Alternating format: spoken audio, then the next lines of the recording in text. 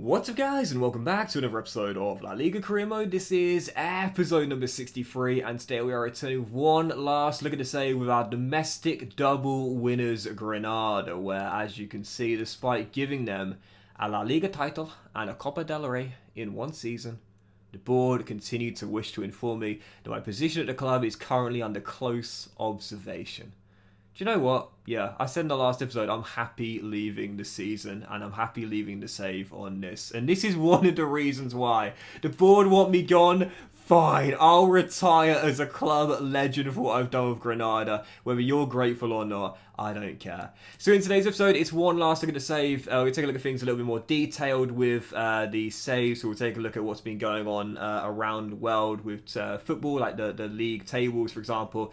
One final look at our Granada squad as well. And just a more detailed under the hood sort of look as we close the save off after 4 seasons. So yeah, recap the league table. Granada winners beat Barcelona to the championship this year. It was such a weird season, it really was. Like, we had different rivals for the title at different stages of the season. Like, one point it was Atletico, one point it was Barca, one point it was Real, then a collection of 2 or 3. Sociedad were there for a while as well, but in the end, champions, and definitely deserved as well as we win La Liga. Obviously, the Supercopa was the, worst choke of all time. Well, we came back from the brink against Real Madrid twice. We scored 2 stoppage time levelers, 1 in normal time and then 1 in extra time to force a penalty shootout. I'm gonna remind you guys of this. I had 4 chances to win on penalties and I blew them all. And then after missing 3 straight penalties, got knocked out. It's the worst penalty shootout bottle job anyone's ever seen. Atletico won it on penalties in the end. And as for the Copa del Rey, of course, this was our trophy as well. Since the save began, we have struggled mightily in the Copa del Rey. 3 straight embarrassing seasons, none more than embarrassing the first season when we were knocked out courtesy of our own player on loan. That was terrible. But after beating Huesca in the last 32, we then got drawn against Almeria, beat them 4-2, then took out Celta Vigo. That was a tough one away from home. And after our win over Real Madrid in the first leg of the Copa del Rey semi-final, the loss meant we still made it through on aggregate to beat Atletico in the final. 4-2 as well to win the domestic double. Buzzing with that. As for the European competitions, for those curious, the Europa Conference League this year was won by Benfica, beating RB Leipzig in the final. This is the quarters all the way through to the final. As for the Europa League this year, this was won by Manchester City. They were dumped out of the Champions League and beat Stade Rennais in the final 2-1 to win that. Again, we'll go from the quarters to the final here. And as for the Champions League, well, as you know, we made it through our group with Liverpool as runners-up. But of course, in the last 16, as you would see, we were knocked out by Juventus. Yes, our curse against Italian teams continued. Yeah, it was Italy, where we didn't win a single of our 3 knockout games. Last year against Atalanta, and then Roma in the Europa League, and this year against Juventus. Italy, man. We just did not do well there, did we? But yeah, knocked out by Juventus, who they themselves were knocked out by Dortmund, who went all the way through to the final, only to lose to AC Milan. It was a save set in Spain, but it was Italy in Europe that were our forward, if you will. So I'm going to take one final look at the squad with you today, our 5-star Granada team, where I have to say I'm really, really happy with the team we've built over the course of 4 years.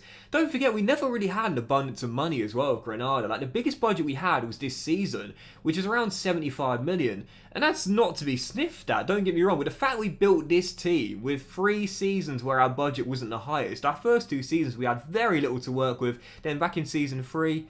I can't remember what our budget was, but it wasn't very high. I know that for sure. And in this season, again, you know, 750 million. It sounds like a lot, but of course in football, and especially in modern day football, it's actually not that much. So I'm very happy with the team we built, and I think mostly the progression of the players and what we got out of the players we inherited as well. If you look at the starting 11 here, 5 of these players are players we inherited. Maximiano, Domingos Duarte, Mia, Ateki, and also Suarez as well. 5 players in our starting 11. That's almost half of our starting 11 were players we inherited when we took over Granada. That's brilliant. We got the most out of the players we were given, and then we combined that with smart transfer signings and a youth grad who turned out to be one of the best I've had in recent FIFAs as well. Antonio. You know, so I love that. I really do. We got the most out of what we were inherited, and we combined it with smart transfers as well. It wasn't a completely new side. Absolutely not. Even Darwin was still on the bench in our fourth and final season. But we also did some smart transfer visits too. I love the Tino, I really do. You know, every career mode I do, or the vast majority of career modes I do, I often emphasise the importance of building a core. And I like to build a core of players that are the same nationality as the club. And with Granada, we certainly did that. The amount of Spanish talent here is just phenomenal. It's brilliant. Obviously, Mia, who we developed, Carlos Neiva as well in the starting 11. But then you look at the like of Nico Williams, who of course we bought from Athletic Bilbao, and then obviously VR through the academy, and then you got the bench boys like Garcia and Pablo Mafio in Centelles, for example. I love that. There's something about building a core of players, most of which, not all, but most of which come from the same nation as the club. That's so cool. So as I run you through the squad one final time with Granada, Maximiano's turnaround was unbelievable. The first season, I'm going to be honest, man, this guy was pretty rubbish. Like, seriously, he was pretty rubbish. The first goal of the series we ever conceded was a Maximiano howler. The fact he ended up becoming one of the highest rated goalkeepers in European football. Talk about your redemptions and your resilience as well. Moving forward, I'm sad we'll never be able to develop this guy. David Vieira, potential to be special left back with 90 to 94 potential. Sad I'll never be able to develop him, but look like a great player for the future. Centelles, who came in season 1, great understudy for Carlos Neiva, who of course we inherited in this Granada team and grew to 83 overall. Moving down, Garfield was a decent little signing. Gabriel's our club record signing this year at 72.5 mil. He didn't help us concede less than 50 goals. That was my aim this year. I couldn't do it. We conceded 58 in La Liga in the end. That's embarrassing, but it's just the way FIFA 22 goes. I got an 87 rated centre-half, an 84 rated centre-half, and 2 great fullbacks, and I still couldn't concede less than 50 goals. Duarte, another player we inherited, growing to 84 overall. Really solid centre-half, or as solid as they come in FIFA 22. Sugawara, one of my first signings of the save, grew to 82 overall. I'm surprised he stopped developing though. He's only 24 years old, Sugawara, in his early 20s, and yet he wouldn't get any better. Like, he just stuck at 82, and that's a real surprise because his form is still pretty decent. You know, 3 assists in La Liga this season, 2 in 3 games in the Champions League as well, and 1 in the Supercopa as well, but he just never got any better, which is kind of frustrating. This guy was a proof that the loan system is much improved in FIFA nowadays. Santiago Calderon loaned to Ibrox for a couple of years and gained his strength in Glasgow. Yep, he came back a great player and grew to 80 overall. 3 more ratings this season. Tell you what, the loan system, it still needs a bit of tweaking in FIFA, but it's much better than it used to be, and Calderon is proof of that as well. Jan Bryce Ateki, another player we inherited with Granada. I said this guy might well be our captain. He wasn't in the end, but he was such a solid anchor, man. No, he's a really, really great defensive player. I tell you what, I say this all the time, that every single football team needs a player like this. I really do believe it. There will not be a substitute for a player like this. Every single team needs a player like this. Does the dirty work, works and runs his socks off all game long. Every team needs that kind of guy, man. I really do believe that. I love Ateki, up to 86 overall. Darwin, gutted about Darwin. We inherited him and he was the highest player in the team when we took over, but he had a succession of injuries. He dropped down to 79 overall in the end.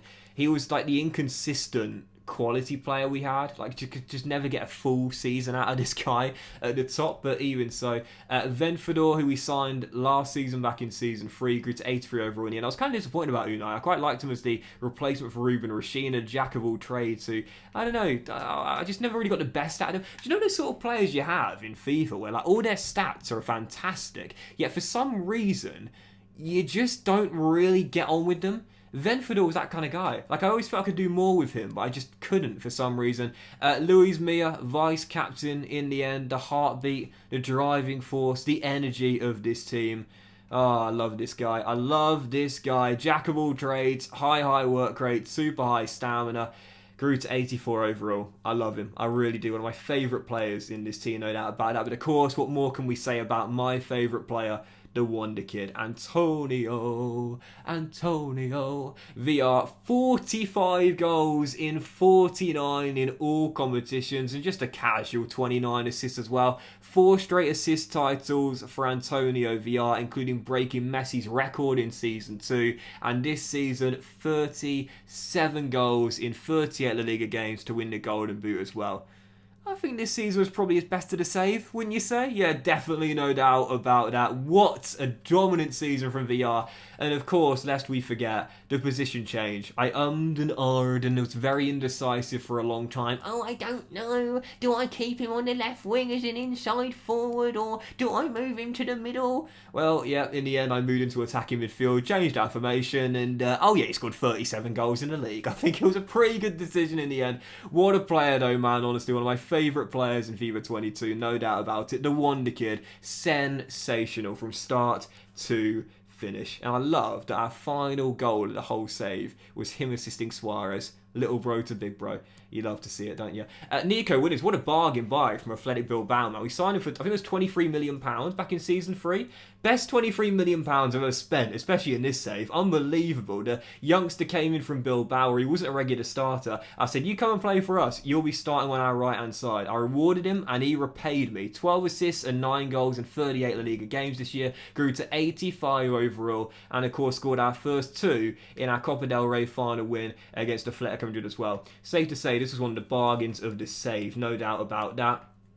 Speaking of bargains though, Crepin Diatta signed from Villarreal on transfer deadline day this season, and my goodness, he was our top scorer in the Champions League. He got 6 goals, and I think all of which came in the group stage, or maybe one came in the knockout against Juve. I think it did actually. But even so, he was our top scorer in the Champions League group stage with the 5, and then scored 1 in the knockout stage. But even so, brilliant season for Diatta. 3rd most assists in the season with 14 as well, and grew to 82 overall, going up a rating as well in his mid-20s. That was a great little bargain buy, I must say. Randy and Teka, the squad striker. I've always got one. Every single save I do, a 2nd or 3rd choice striker, that every time I wind him up and put him on the pitch, he gets me a goal. This guy just knew how to get the job done in limited game time. 14 goals, 14 assists, 26 games. He averaged a direct contribution to a goal in every single game, better than that actually, just higher than 1, and most of those 26 games would have come from the bench as well.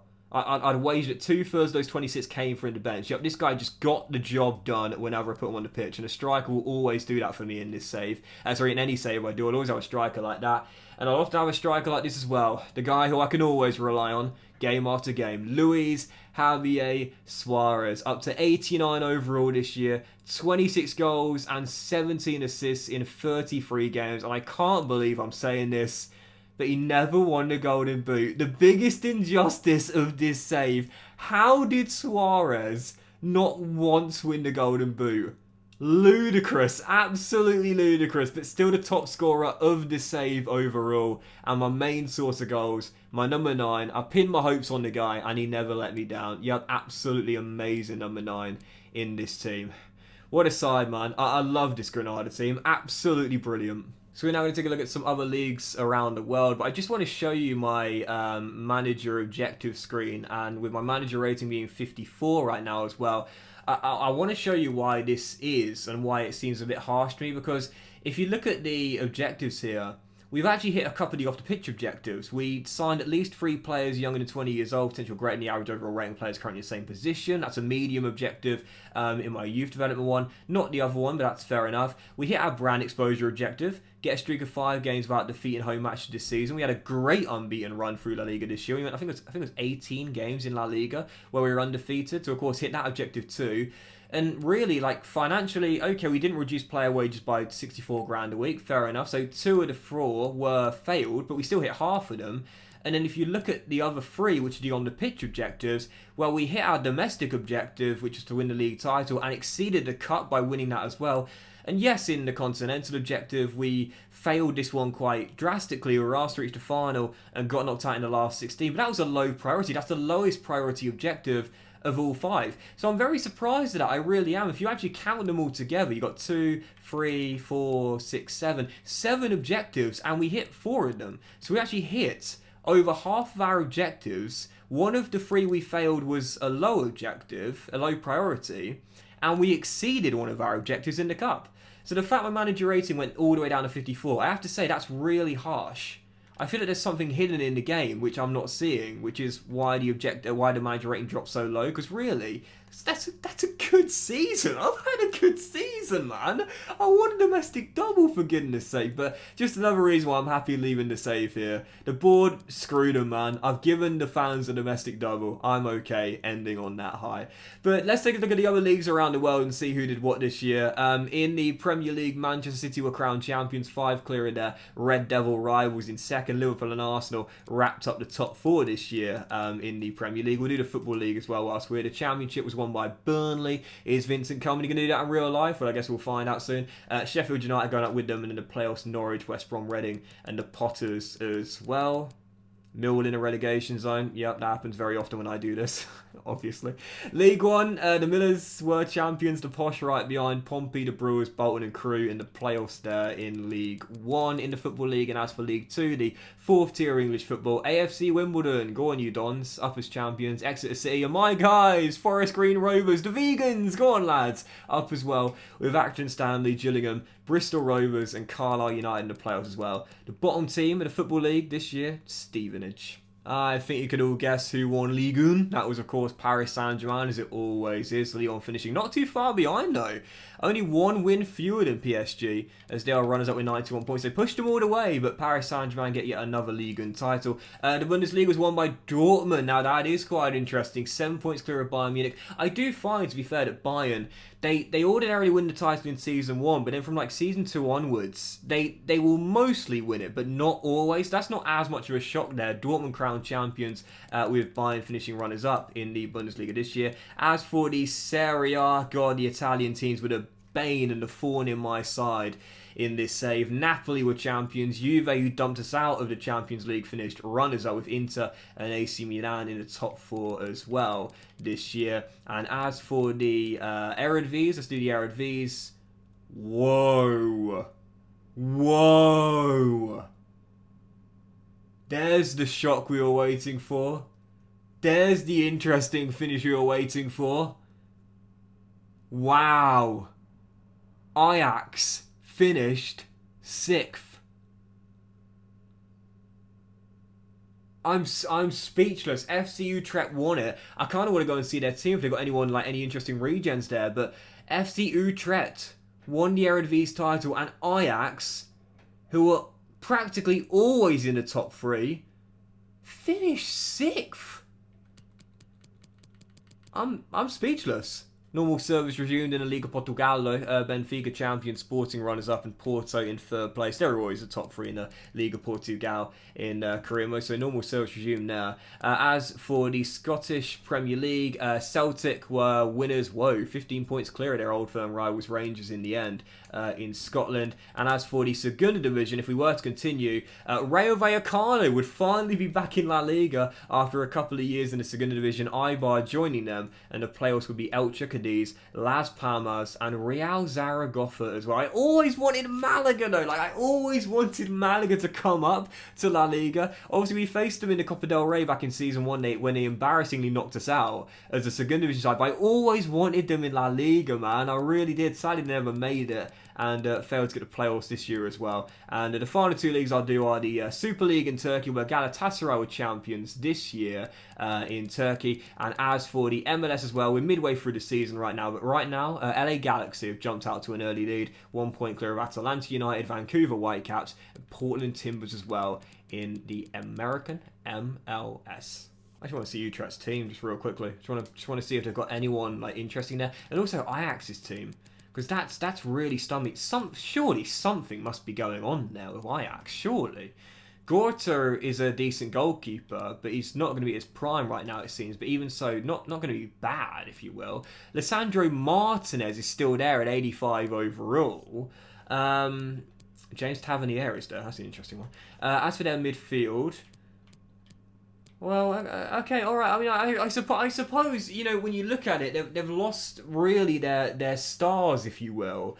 apart from Lisandro Martinez in the back line, who's remained there. So I guess that does kind of make sense, to be fair, that they wouldn't be as dominant, but you would still expect to do better than 6th. After FC Utrecht, you want to see if they've got any like regens or anything like that in their team, which are really, really highly rated, that have developed, or if it's just a really average team.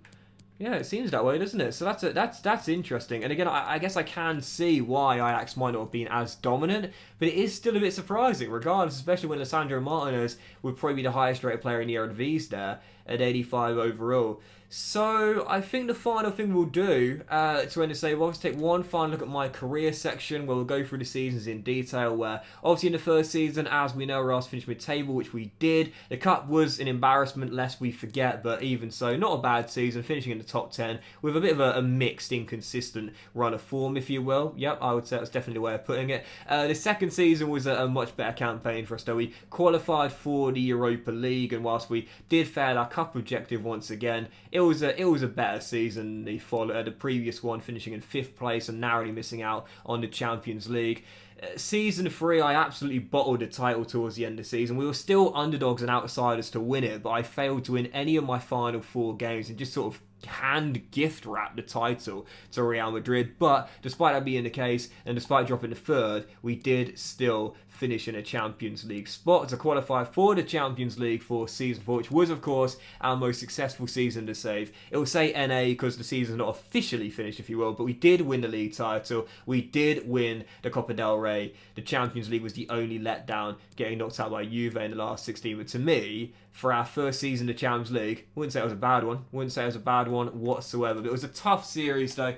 Really, really tough save. I mean, seriously, we were never given an astronomical budget. We had the highest budget this season and spunked it all on Gabriel, but I don't regret that because he helped us win a Copa del Rey and a La Liga as well. But it was a really tough save, man. Really, really tough. In 4 years, we only won 2 trophies, and they both came in the final season. We had 3 trophyless seasons, but I've said it before, and I'll say it again. This is why I've really enjoyed playing this FIFA, because you go back to like the days of FIFA 19 and FIFA 20, and let's be honest here, we could all take over a newly promoted side, win the title in season 1 or season 2, and then win the Champions League the following season. Like it was so easy to manage a newly promoted side and win everything in 2 or 3 years, and the career mode was done. Whereas with Granada, I mean, it took us 4 years to get to the Champions League, and then we were humbled by Juve in the last 16, and we only won 2 trophies, both domestically, in the final season. And that's why I've loved this FIFA, because it's just such a more difficult game now, and it's why I really enjoyed this save. It was a really, really tough challenge with Granada, but I enjoyed every single minute. It was a great save, really had a lot of fun with it, and I really hope you guys enjoyed it as well. So nothing else to say other than thank you so much for watching the save, guys. I really hope you enjoyed it. It was such a difficult one. It was such a tough challenge, but I really appreciate the fact that, as I've seen throughout the whole of FIFA 22, even in saves and even in seasons where I've struggled mightily, you guys have still backed me and enjoyed it. And I'm starting to realise now that there's a whole audience out there that I have which really enjoy watching me struggle, which is totally fine, man. Because in this FIFA I've done a lot of that. But the most important thing is I just do my best and I try and make the videos as fun as possible. And you guys, from start to finish, not just in this save, but throughout all of FIFA 22 so far, have been so receptive and have really enjoyed everything I've produced. Whether I've struggled or whether I've succeeded, it's been greatly received, and I can't say thank you enough for that. So from me to you, thank you for watching the final episode of La Liga Career Mode. I really hope you enjoyed the very difficult save with Granada. If you have, then please do drop a like. Much love to you all. Thank you for watching the save as a whole. It's been a fun one, but super challenging, and I'm ready for my new project, man. I can't wait. So tomorrow morning, I'm ready for a new career mode. I'm already getting excited about starting it. And it's going to come out tomorrow morning at 11 AM UK time. So yeah, 11 AM UK time, refresh your sub box, and a brand new career mode will begin. Really excited for it. Have a fantastic day, guys. Thank you for all the love on this save, and much love to each and every single one of you. And I won't see you for another episode of League Career Mode very soon, but I will see you for a new career mode starting tomorrow. Much love, and I'll see you for it very soon.